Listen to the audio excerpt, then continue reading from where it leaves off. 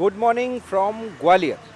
আর যখন গোয়ালিয়রে রয়েছি তখন গোয়ালিয়রে কোথায় আমরা থাকছি সেটা তো তোমাদের দেখাতেই হবে। আমার পেছনে যেটা দেখতে পাচ্ছ দ্যাট ইজ হোটেল সেন্টেলা, আর গোয়ালিয়রে আমরা দুরাত এখানেই থাকবো। কেমন প্রপার্টিটা, কি কি রয়েছে ভেতরে, সব তোমরা দেখতে পাবে। তবে তার আগে একটা ছোট্ট রিকোয়েস্ট সবসময় করি, যে কোনো ব্লগের আগে একটু যদি রেকর্ডিং মোডের কাজ ভালো লাগে তাহলে চ্যানেলটা সাবস্ক্রাইব করে নিও। একই সঙ্গে ফেসবুক আর ইনস্টাতেও আমাদের লাইক ফলো করতে ভুলো না।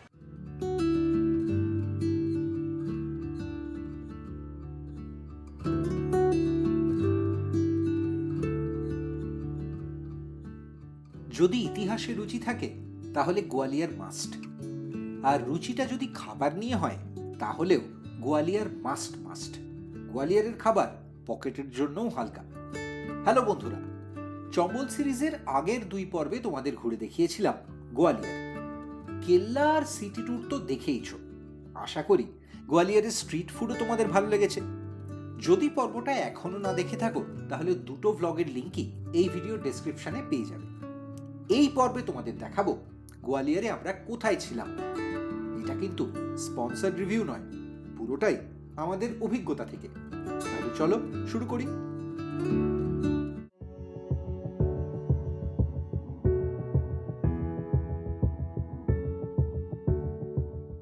তোমরা যদি ট্রেনে গোয়ালিয়র আসো তাহলে স্টেশনের খুব কাছেই হোটেল সেন্টেলা, দূরত্ব 2 কিলোমিটারও নয়।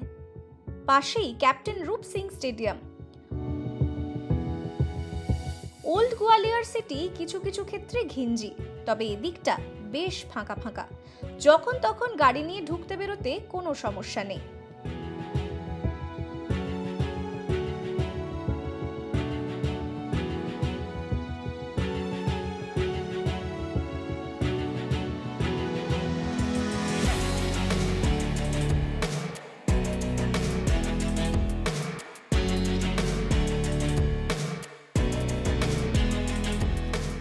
গোয়ালিয়রে এই হোটেলটা বেছে নেওয়ার পেছনে আমাদের কি কারণ জানো? তার কারণটা হচ্ছে কানেক্টিভিটি। বুঝতেই পারছো, আমরা এমন একটা জায়গায় রয়েছি এবং আমাদের এরকম জায়গাতেই থাকতে হয় যেহেতু আমরা গাড়ি চালিয়ে ঘুরি আর শ্যুট করি, সেই জন্য যেখানে খুব সহজে শহরে মুভ করা যায়। এই হোটেলটায় কিন্তু সেই অ্যাডভান্টেজ রয়েছে। তার কারণ রেলওয়ে স্টেশন খুব কাছে, দ্বিতীয়ত এটা সিটি সেন্টারের অ্যাডজাসেন্ট এরিয়ায় বলতে পারো, একদম ক্যাপ্টেন রূপ সিং স্টেডিয়ামের প্রায় ঢিল ছোঁড়া দূরত্বে। এবং তুমি যদি এখান থেকে গোয়ালিয়র ফোর্ট বা জয়বিলাস প্যালেস মানে ওল্ড সিটির দিকে মুভ করতে চাও, ওই দিকটা প্রচণ্ড কনজেস্টেড, কিন্তু এখান থেকে খুব ইজিলি কানেক্টিভিটি থাকার জন্য মুভ করা যায়। আর পার্কিং নিয়ে কোনো ঝঞ্ঝাট নেই।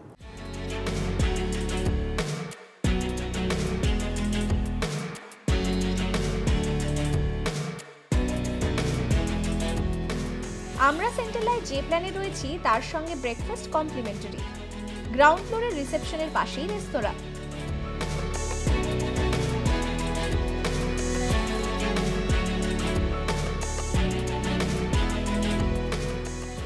সকালে 7:30 থেকে খোলে বুফে ব্রেকফাস্ট, চলে বেলা 10টা পর্যন্ত। ব্রেকফাস্টে ভারতীয় খাবারের অনেক অপশন, পাশাপাশি কন্টিনেন্টালও থাকে। সঙ্গে ফল, জুস, চা, কফি তো আছেই। তবে গোয়ালিয়রে এলে অবশ্যই পোহা ট্রাই করো।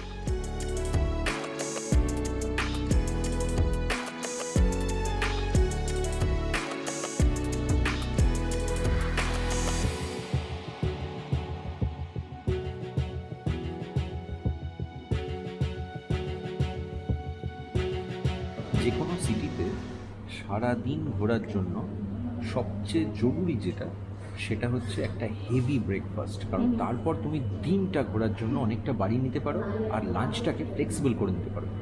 আমরা গোয়ালিয়র সেন্টেলায় থেকে ঠিক একই কাজটা করছি। কী কী নিয়েছি ব্রেকফাস্টে দেখে নাও। স্যান্ডউইচ দিয়ে শুরু করা যাবে, তারাও তো আছে।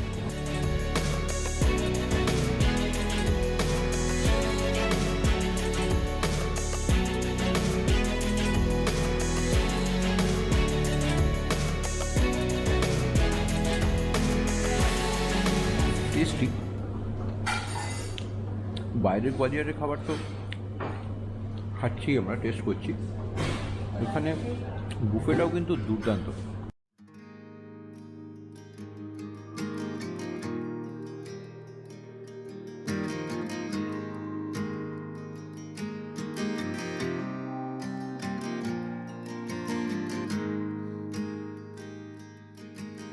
এই সিরিজে এর আগে তোমরা দেখেছো আগ্রা আর রণথম্বোরে আমরা কেমন রিসর্টে ছিলাম।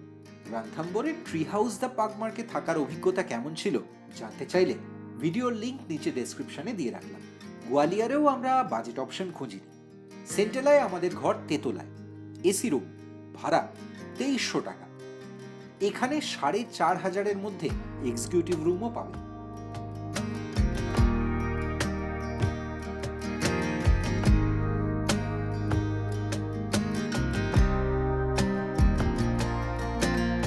এবার চলো রুমটা দেখে নিই।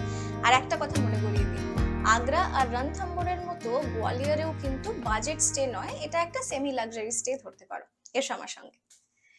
এই রুমটাতে ঢুকেও কিন্তু নজরে পড়ে রুমটা বেশ স্পেশাস, আর তার সঙ্গে যেটা খুব ভালো লাগে, খুব সুদিং, সেটা হচ্ছে এই রুমের যে উডেন যে থিমটা। বেডের এখানে পুরোটাই কিন্তু কাঠের ডিজাইন এবং ফ্লোরিংও কাঠের। পাশে দুটো বেড সাইড টেবিল আছে, অ্যাম্পল এনাফ চার্জিং পয়েন্ট আছে, মানে এখান থেকেও আমাদের গ্যাজেটস চার্জ করতে কোনো অসুবিধা হবে না। রুমের লাইট আর ডেকোরের সঙ্গে মিশিয়ে একটা খুব সুন্দর শেডের পর্দা আছে।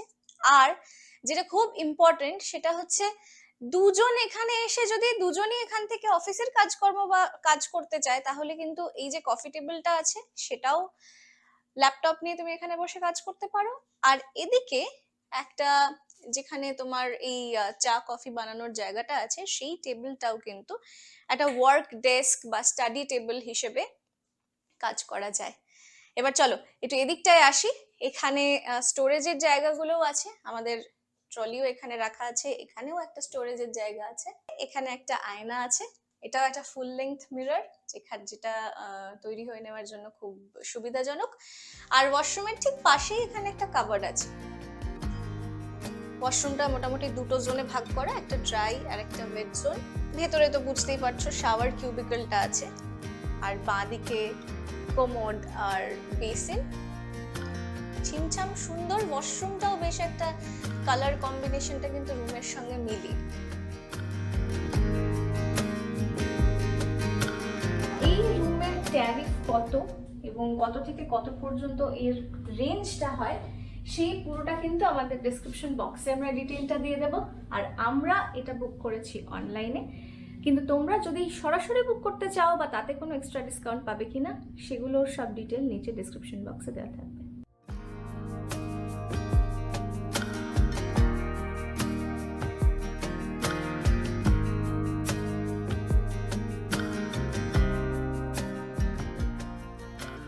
তোমরা যদি গোয়ালিয়র ঘোরার প্ল্যান করো তাহলে অবশ্যই সেন্ট্রালার কথা ভেবে দেখতে পারো। অনলাইনে বুকিং হয়, তবে ভাড়া সিজন অনুযায়ী ওঠানামা করে, তাই আসার আগে অবশ্যই যোগাযোগ করে নিও। হোটেলের ফোন নাম্বার ডেসক্রিপশনে রইল। আমাদের এই প্রপার্টি ট্যুরগুলো তোমাদের কেমন লাগছে অবশ্যই কমেন্টে জানিও। ভিডিও ভালো লাগলে লাইক করো, চ্যানেলে নতুন হলে সাবস্ক্রাইব করে নিও। মনে রেখো, তোমাদের একটা সাবস্ক্রাইব, লাইক বা কমেন্ট আমাদের অনেক মোটিভেট করে। ফেসবুক, ইনস্টাতেও রেকর্ডিং মোডকে ফলো করতে ভুলো না। আর আমাদের ফ্যামিলির অংশ হতে জয়েন করো রেকর্ডিং মোড ট্রাভেলগ ফেসবুক গ্রুপে।